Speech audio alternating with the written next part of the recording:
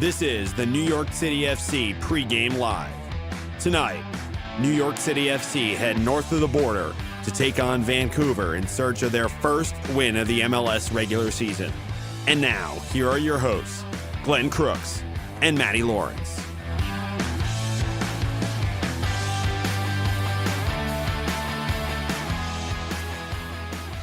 Yeah, man, we are north of the border in beautiful British Columbia on the Pacific Northwest of our country, getting set for New York City FC on the road for their second straight match to open up the 2022 regular season and open up defense of the MLS Cup title against the Vancouver Whitecaps. Both teams lost their openers, so there'll be incentive, I'm sure, on both sides.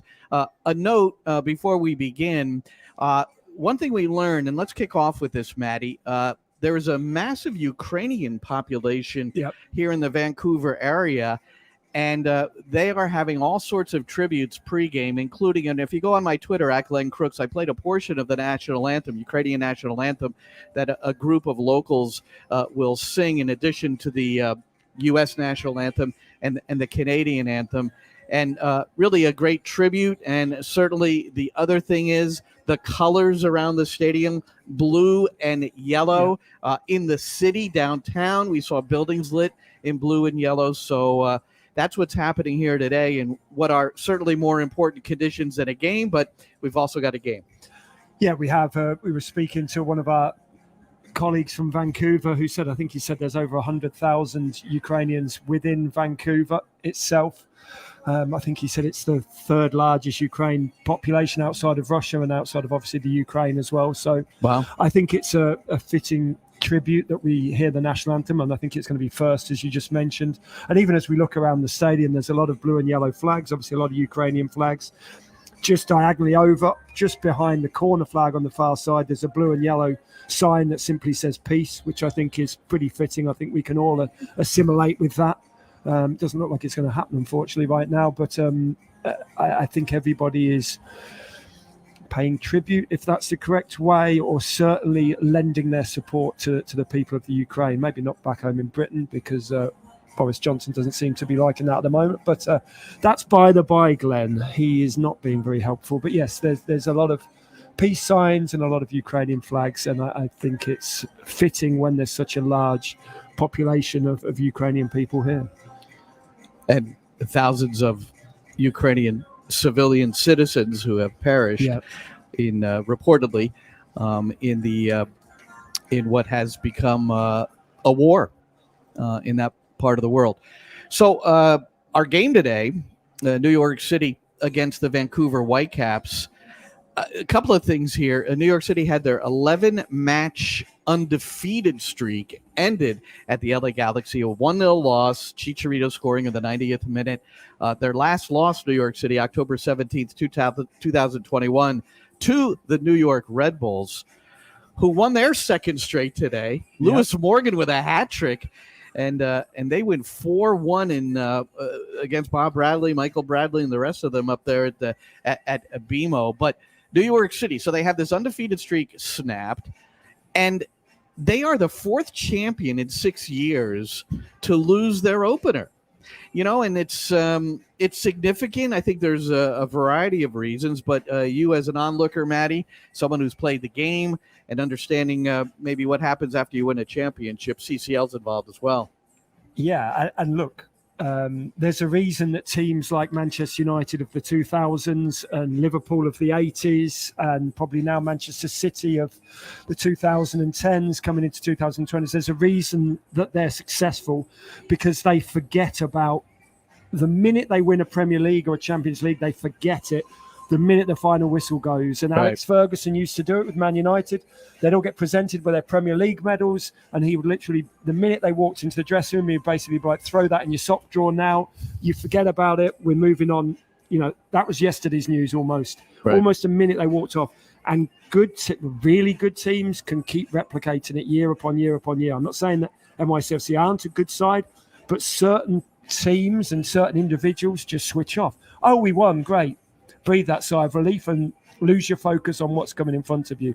And it will be interesting to see how NYCFC react today? I think they're playing against a real wounded animal of a Vancouver Whitecaps team who got absolutely obliterated by Columbus. And a team that performs well at BC Place. Spoke to Ronnie Dyla. It'll be part of my one-on-one conversation with him pregame presented by Ford, which is coming up on the New York City FC network. Our airtime is 5:45. The time change. It's 5:45 Eastern, 2:45 local on nycfc.com/radio. But here's what he had to say. I presented the facts to him. This fourth champion in 6 years to lose the opener. The other thing is that only one of the previous 7 champions have won more than once in their opening 5 matches the subsequent year. So here's what he had to say. That's true. So we want to prove that, stress that wrong. But it's tough because I said again, you're traveling a lot. You haven't had a break because you played the last game of the season. It's celebration, is to deal with success. So the time will show what we will do. We had a tough game in the first. I think that performance was good, and we could take something with us. And now it's about what we can do in the next games now in the league and also in the Champions League. So that's something we have to deal with as a group. In my experience, I feel we have done a lot of good things. I think we are trained really well. I think the players has been absolutely fantastic when you think about what they put in every day, and I don't see any complacency in any way. In my mind, I think we can break that stat. All right, so it would help a victory on the road after being away for 7 weeks, other than maybe a 3 or 4 day return home in between all this preseason and CONCACAF Champions League activity. So you hear a lot of the murmur around the hotel and otherwise is I think they're going to be ready to get the 3 points. You talked about Vancouver being a hungry team too, after they got thrashed 4-0 by Columbus on opening day. So it makes for an interesting game. It could be maybe, I don't expect it to be wide open, but I think it'll be a pretty competitive match. I think so. And as you said, Vancouver Whitecaps are a completely different team at home. They're that side that's mentally weak. They're fine at home where they know the surroundings, they like the field and the AstroTurf. The minute they go away from home, they're dreadful. They aren't mentally strong enough to win on the road. They only won 2 games away from home last year. Yes, they got in the playoffs, but then they lost because they went away from home to Sporting Kansas City. And that just shows you, I guess, the mentality of this Vancouver side. So look, it's going to be a very, very tough game for NYCFC today because it's at home. If it was at Yankee Stadium or wherever, they would be playing their home games this season, it would be a very easy game for NYCFC. That's not going to be the case today. Right. You shouldn't really take anything out of the fact that they got smacked 4-0 by Columbus and didn't have a shot on target. It will be it could be the same starting, barring Nowinski, it could be the same other 10 players, and it will be a totally contrasting team because that's how they are. They are mentally weak, and away from home they struggle. Well, and here at BC Place, 7 wins, 1 loss, and 2 draws last year, and they had to play a portion of their season because of the travel restrictions at Rio Tinto, Real Salt Lake, where they were 3-3-2 playing at home. We know New York City had the same sort of ordeal, not the same, obviously, because they were getting home at night, but having to play a lot of home games at Red Bull Arena. Now, this game against the Galaxy, Matty, I wanted to play a clip from Keaton Parks from the presser yesterday, where he, and you pointed it out quite clearly, he made an error, and it was there for all to see, not far outside of the area, just a simple giveaway, which led to the goal. But here was Parks yesterday talking about that and how it maybe sort of relates to the surgery and the injury that he's coming back from. Yeah, I felt good overall. Again, it feels great to play again.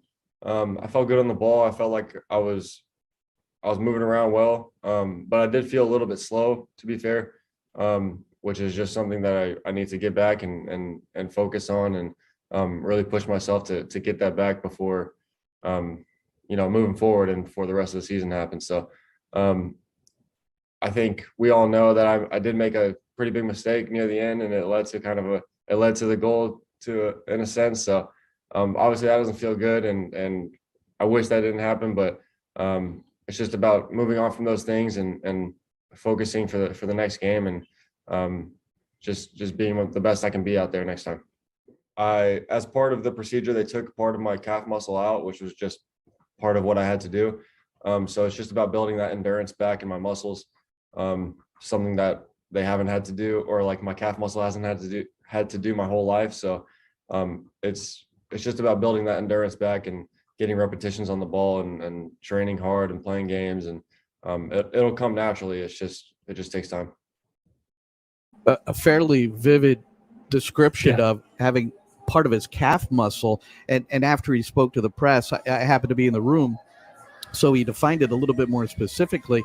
It's the upper part of his calf, and they felt that that's where the blood clot had formed, and maybe the reason it had formed, the pressure from the muscle on that area. So, but just the thought of that, and I've heard of athletes going through that. I don't know if you had at all as an athlete, but that's a long recovery. Yeah, luckily I didn't. It sounds pretty horrific. And obviously you're having to work, as he's saying, if you're having, even if it's a minuscule amount of your muscle removed, it means that that's an extra load on the muscle that's still left. Right. So your body you've never run like that before. Your calf muscle has never been like that before because part of it's now missing. Look, I don't think that's got anything to do with the mistake, though. I think that was more a mental mistake, and not just doing the simple thing of, I said at the time, just toe punting the ball into Rosette if that's what you need to do when you're in the last minute.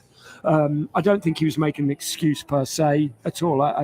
It was good of him and brave of him to come out and more the truth. Own it. He owned the problem. And the way you described it too during the course of the game is that the speed of the game was overcoming him at times, and maybe that was part of the case there. Normally he might be able to work out of that little jam. He likes moving the ball around in the penalty area, in his own penalty area, to try to escape pressure. He's not the guy to just pump the ball into the stat. And I know that sounds pretty crude, but the old adage is you can't score when the ball's in Rosette. So that's all that needed to be done. Be crude, smash it into the stand, and then you regroup and you get behind the ball defensively. I know it sounds very simplistic, but that's all that was required.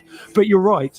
A fit, healthy, mentally sharp, match fit Keaton Parks probably would have then been able to dribble around the player, because we saw when he first came on, he did have a couple of really neat moves where he dribbled around people, but then maybe he was fatiguing a little bit. Even though he came on a sub, he was fatiguing a little bit. It was, let's not forget, it was the 89th, 90th minute, so maybe we shouldn't be surprised. No, and he's a candidate to start today with and we'll get to before we complete this, we will be able to get the some of the lineup information to you.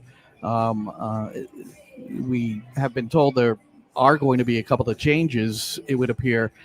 And before we get to Chris Sakonis, so Chris Sakonis with us again to provide some opposition analysis. He's prepared a couple of clips from Vanni Sartini, the Vancouver coach, who did so well on an interim basis, got him into the playoffs for the first time since forever. Well, not 2017, and then had the interim tag take it away, and he's the full coach. But I wanted to take you to yesterday. So we've talked about how exhausted this team is. They've been on the road. They lose their opener, even though they've won a couple of CCL games. They know when they get back home, they have to hop on a bus the next day to go up to East Hartford to Pratt & Whitney Stadium, where they're going to host Comunicaciones in the quarterfinal of the CCL. So they're hardly home. So all this is going on, but I had the opportunity and privilege to go to practice yesterday. You know how it is. You love going to watch a team train, but this just gives you an idea of, they were so lighthearted yesterday at training, and the way Ronnie Dylas set it up. You couldn't see anything. There were no set pieces. There were no formations or patterns run or anything like that. They just had a flat-out good time, and this is a group celebrating. At the end of training, they just did a finishing contest, and Eber's team won. You saw there's all the Brazilians are there, but you can't quite see. Efrain Juarez, an assistant coach, was on this team, Matty. But, I guess, sometimes that's what it takes, a little levity. You've got to. And Ronnie, even before all this started, said it's very important for the teams to have fun. And he thinks that's as vital opponent as preparing yourself tactically. Yeah, and even more so when you're coming off the back of a loss. And then even more so again when you've been away for so long. As you said, I think January the 14th or 17th? January 17th. They went to Orlando. Yeah. And yeah, as you said, they've only been back in New York City for 3 or 4 days with their families. It's a monumental ask of anybody, whatever your job is, to be away from home, your loved ones, whether that's girlfriends, boyfriends, families, grandparents, whatever it may be. It's incredibly difficult to remain focused and also around the same set of players. We know, when we saw from your photos, these guys genuinely like each other. I don't think there's any arguments that, well, every now and again, there's an argument that goes on, but this is a bunch of players who really get on well and pull for each other pretty much every minute of every day. But if you're on top of for 7 weeks, if you're on top of each other, it's like, precisely. It's a club that is defending this MLS Cup championship at the very beginning of the season. We've already outlined and documented some of the struggles of previous teams. The Seattle Sounders, the only one of those previous 7 champions that got more than 1 win in their first 5 matches, and that was 2. They got 2 wins in their first 5 matches. All right, who is this Vancouver side? Matty, New York City has played Vancouver 5 times, but not since 2019 in this building on a different surface. This is a brand new surface, only a month old. Walked around it yesterday, very heavy, and the artificial grass is long on this surface, but it hasn't been since 2019. New York City won here 3-1, and well, that's my cue to bring in Chris Sakonis with us, who will come on throughout the season and tell us a little bit about the opponent. Chris, what's happening? Whoop, I'm not hearing you. Hold on, Chris. I'm unmuting you now. Well, there we go. I don't know what happened. I clicked it and it didn't. You I think after 2 years of Zoom class, I just got to know you muted yourself. I normally take the blame on the technical issues. Yeah, no, this is my bad. That's my bad. Now that we got that sorted, hope you guys are having a good time up in Vancouver. Yeah. Just let's take a look at this Vancouver team, because I think it's a pretty interesting side. As you mentioned, Vanni Sartini took in the interim role middle of last season, engineered quite the turnaround to get the Whitecaps back into the playoffs for the first time since 2017. So someone who's really trying to build off of that success. Tactically, they're going to line up in either a 3-5-2, a 3-4-1-2, pretty similar look, 3 at the back, 4 or 5 in the midfield, and then 2 up front. The focus for them is defensively winning the ball with their center backs, winning the ball with their 2 holding midfielders, and then using the width with the fullbacks or the 2 wingers in the midfield to get out wide and find the 2 forwards up top with runs into the box. That's typically how they like to lay themselves out tactically. For New York City FC, the difficulty is going to be breaking down the midfield and getting the ball into the box. If they can, handle that 3-5-2 well in the midfield, I think they're going to be, in a good position going forward. And we're waiting. We're kind of waiting here to see what that midfield's going to look like for New York City here in Game 2. And you mentioned the back line for Vancouver in this 3-back set. Jake Nerwinski was red carded in the season opener, not available today. They have a player also who's out injured with a calf injury, Eric Godoy. So what do you anticipate at the back? Well, it looks like from what we understand, the probable back line, and again, this hasn't been confirmed, it'll be Blackman, Veselinovic, and Youngworth in the back 3. With a couple absences, as you mentioned, Glenn, that's going to be a big question mark. And I guess we're just going to have to wait and see what they come up with. That does lead me into, the first thing I heard in Sartini's press conference that I thought was interesting. So they lost 4-0 to Columbus in their opener on the road. They were outshot 22-7 overall, 7-0 in shots on goal. Didn't register a single shot on goal. For those of you who are into analytics, the expected goal differential is 3.3 to 0.4 in favor of Columbus. So a pretty convincing advantage for the Crew. But to get back to Sartini, they asked him, what do you expect to see at your defense this week that you didn't see last week? And he said he didn't really think the defense was the issue. So let's take a look. Well, I have to be honest. The defense in Columbus, I know it sounds like a joke because we lost 4-0, but it was the best line. I think it was the back 3 was the best line of the. I think they were putting under pressure for the entire game, and they were doing an okay job. I want to see much more from our wingbacks, from our midfielders, and from our strikers. That was for me the big key of our losses last game. So there you have it. People, the average fan might say to themselves, well, you lost 4-0. How could the defense have played well or been your best unit? But that's how Sartini saw it. And he felt that it was more up the pitch and where they had the issues. So, I'm curious to see what you guys make of that analysis. I do want to interrupt you for a moment. Sure. And the starting 11 has been presented for New York City FC, and Keaton Parks will be starting in the midfield in place of Nico Acevedo, who is back home in New York City.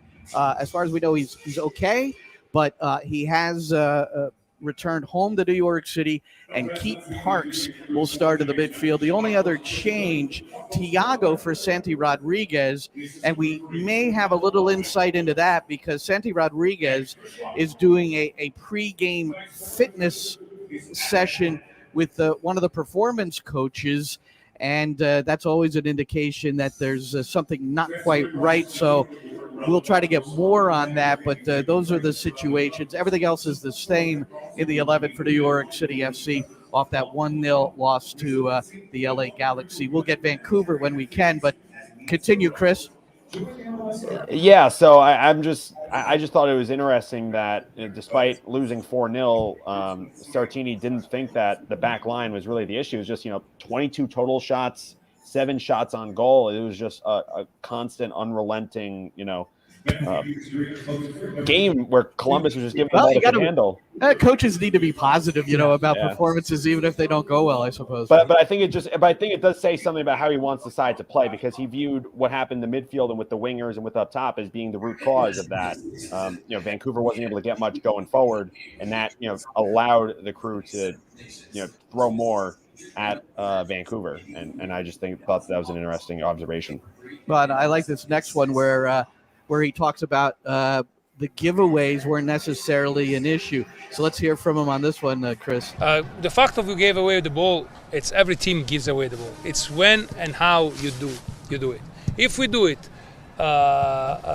doing what we want, playing those fast way of build up and play behind their line, where there's a high risk but also there's a high reward, it's okay. Sometimes we can win this ball and we can go. Sometimes they win this ball, but they're so far from our goal that we can be there and press and try to win the ball back and counter-attack. If we lose the ball when there's no high rewards to play the ball before, that's a problem. That's what happened last week. Well, that makes sense. Yeah. So it's a high-risk operation, apparently, under Sartini. He's an interesting character. I mean, he had the line of the year last year among MLS coaches when Vancouver qualified for the playoffs for the first time since 2017. He said something to the effect, I don't have the exact quote, something to the effect, thankfully we have 2 weeks before we have to play because we're going to get so drunk tonight, we're not going to be able to operate. So he was letting his team go, and they didn't win their MLS playoff opener, but I don't think it had anything to do with that. But nonetheless, Chris, interesting comments from him. Hey, one final question for you. Brian White, the Jersey boy, played at PDA and the Red Bull Academy and Red Bull 2, and who has signed a long-term deal here with Vancouver after coming off a season where he was their leading scorer. What do we know about him? Yeah, so he was listed on the official injury report that Vancouver had put out initially as questionable. From what we've heard since then, it looks like he is going to be in the squad. He just probably won't be starting. More likely he'll come off the bench. And, we might see him, 20, 30 minutes, whatever the case may be. So he won't be starting. Was the leading goal scorer for Vancouver. Remember, 12 goals in 2021 after he was traded from New York. Really, came into his own in Vancouver. It seems to be a system that fits him very well. But he is someone who New York City FC are going to have to keep an eye out for.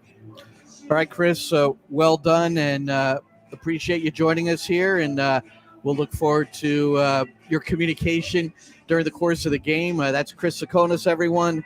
He's given us his thoughts from New Jersey. How things in Jersey today? It's no Vancouver, but warmed up a little bit. Sun's been out most of the day, and nice. Just got to take our wins where we can get them, Glenn. All right. Well, I'm happy for you guys. Thanks, Chris. All right. Thanks.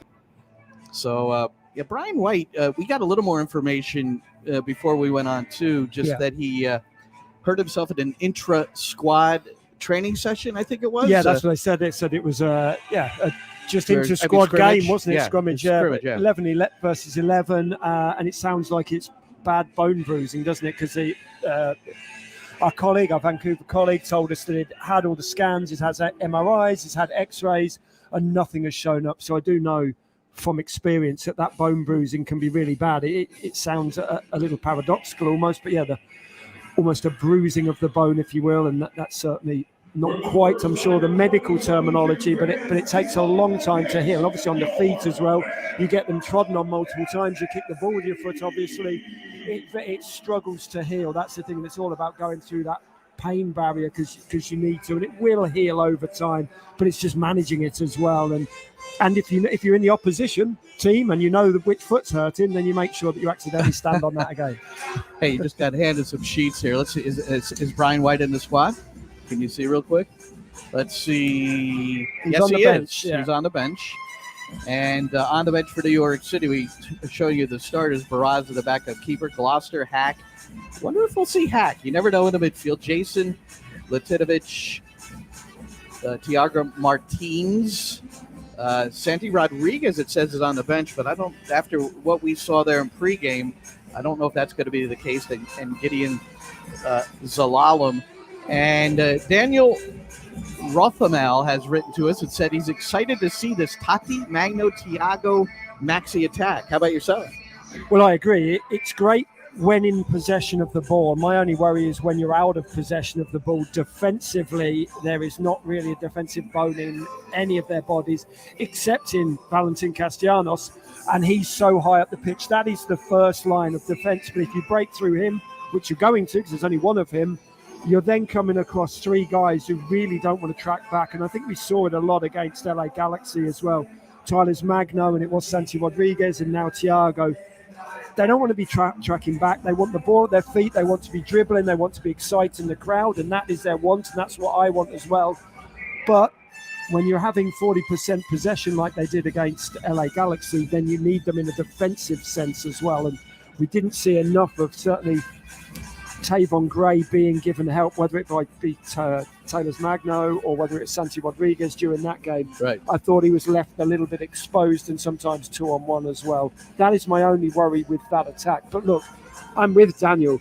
In the attacking sense, it's exciting as all hell because they are phenomenal players. Obviously, the two Argentines, Maxi and Tati Castellanos, we know what they can do, but the two Brazilian boys as well. I'm very much looking forward to seeing them. NYCFC wants to know how many goals Tati's scoring today. Matt, you got that in your... Well, hopefully a couple, that's for certain. And in all seriousness, Castellanos will be wanting to score because, yes, he scored in CCL, but he won't be counting that almost. He'll want to hit the back of the net in MLS play. And as a centre forward, you're desperate to break that duck, and he will very much hope, and we hope, and certainly NYCFC hopes as well that he breaks that duck today. You know who this is? I do, but only because I'm reading your notes. Maximo Carrizo, 14-year-old homegrown. So this kid just signed the youngest signing in MLS history, and we were joking about it last night with some of our NYCFC brethren at dinner that it's surprising a team hasn't done this earlier. But they signed him on his 14th birthday, which made sense because, as it was explained, prior to that, you can't get your working papers, so you're not allowed to be signed to an MLS deal. Well, do we know whether it was 1 minute past midnight, though? That's the thing, because you know full well a team are thinking that out there, and they'll be re-signed. I got our 14-year-old 1 minute after midnight, so... He doesn't look a day over 14 years old in 2 days. He certainly doesn't. And here he is in action with the U15s. I actually saw him play. Now I look back when New York City played the New England Revolution last year. The U15s and 17s played MLS Next Academy games back near the stadium. And that was a game where New York City trailed. It was 0-0 to half, and they came back and scored 5 in the second half. And Sam Cook, our Dean of Communications, told us that the U15s just played the Man City U15s, lost only 1-0, but, we're well into the game. So that bodes well for New York City's academy. Yeah, it does. And as we were talking with Sam, the Man City under-15 team is built up of the best 15-year-old kids from around the world who are flown in, etc., and bought for large sums of money. The NYCFC team is predominantly, I would assume, Americans and relatively local Americans, Glenn, as well. So there is a big difference, but it does show the ability of this academy, NYCFC's academy, to produce good young local players, and also to be able to give Manchester City's under-15s team a real game. And yes, it was only 1-0, but it was a proper 1-0, wasn't it? It was a really close game, as Sam explained to us. That bodes well for the future for this football club and for all of those guys as youngsters in that under-15 team as well. Because let's be honest, at 14, you may well sign a pro contract, but that's just the beginning. There's a long, long road ahead for you, and nobody wants to get carried away over a 14 and 15-year-old. You want to let him develop at his own pace, and hopefully he will. And hopefully in 3-4 years' time, we'll see him in the first team like James Sands. 10 homegrowns now for New York City FC. Number 10, Maximo Carrizo. All right, look forward to watching him play in the future. Well, that'll do it for us for now. Matty and I will be on the New York City FC network, the English radio side of things, nycfc.com/radio to listen to it digitally, and that'll start at 2:45 local, 5:45 Eastern time, and the pregame show presented by Ford with Ronnie Dylo. Always good stuff from Ronnie Dylo. We're looking forward to this one from BC Palace, which is closed up now. I have I've done that before. BC Place, which is a palace here in British Columbia. It's got the retractable dome, but I think it's all closed up today. It's about 50 degrees Fahrenheit out. It's not so bad. But we got a big one. NYCFC against Vancouver, match day 2, both coming off of losses on opening day in New York City. After the 7 weeks away from home, they're desperate for a win so they can hop on that charter, which lands at about 4 a.m. in Westchester, and then the beat goes on. Matty, I'll see you in the broadcast and then on the charter. All right, everybody, I'm Glenn Crooks, Matty Lawrence. Enjoy the game.